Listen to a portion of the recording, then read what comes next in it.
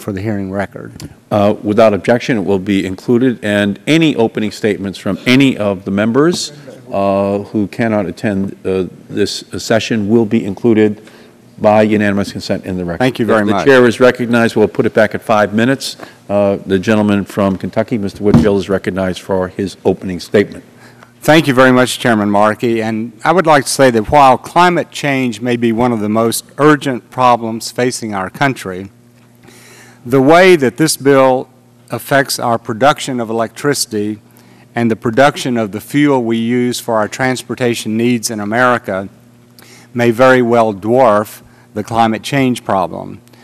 Now, why do I say that? I say that because it's essential as we move forward to produce cleaner energy that we balance the need of cleaner energy versus the need of protecting jobs in the U.S. and keeping the U.S. competitive in the global marketplace. Now, President Obama and others have said that the jobs created as this country moves into clean energy will far offset the jobs that we lose with our traditional energy sources. I've read a lot of studies, and there are some studies that say that that's actually the case. But you can find just as many studies that say the jobs created as we move into a greener economy will not offset the jobs of the traditional economy. And so I think we have to look very carefully at that as we move forward. I would also point out that recently we met with a group of Chinese, and they were very emphatic when they met with us, and they indicated that every 2 weeks they're bringing on a new coal-powered plant in China. And also the same type of activities taking place in India. And I might say that those coal plants in China and India frequently do not have scrubbers. They certainly don't have carbon capture and sequestration. And those countries are utilizing coal because it still is the most economical way to produce electricity. And they want to maintain low transportation costs. They want to maintain low electrical costs. They want to maintain low labor costs because they want to be the most competitive country in the world. And if we move unilaterally to address some of these issues as is set out in this legislation, I think there is a real danger that we are going to be less competitive in the global marketplace. Renewables under this legislation, we want to produce 20% of our electricity by renewables by the year 2025. And I think Mr. Barton and his testimony showed very clearly that in states like Missouri, Kentucky, Tennessee, Alabama, Mississippi, Ohio, Florida, Georgia, you simply cannot produce that much electricity by wind power and solar power. It simply cannot be done.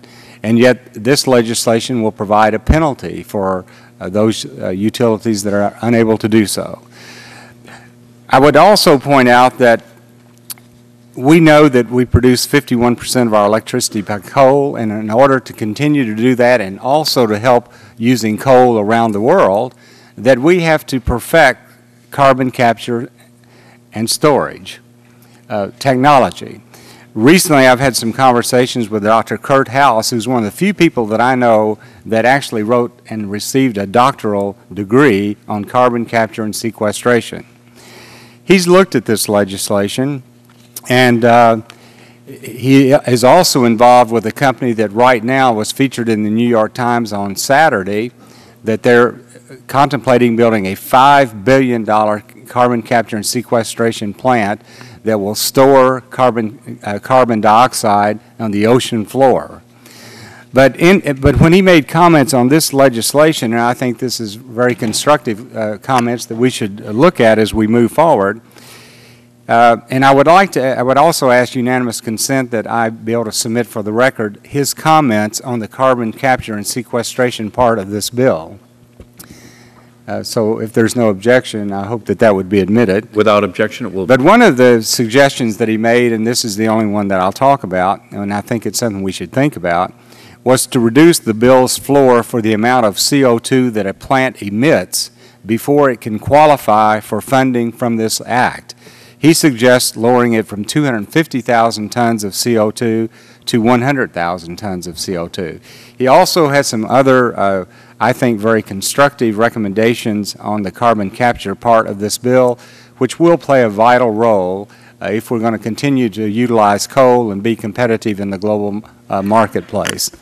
So I want to commend the chairman and the others who've worked on this bill, and we look forward to working with you as we move forward.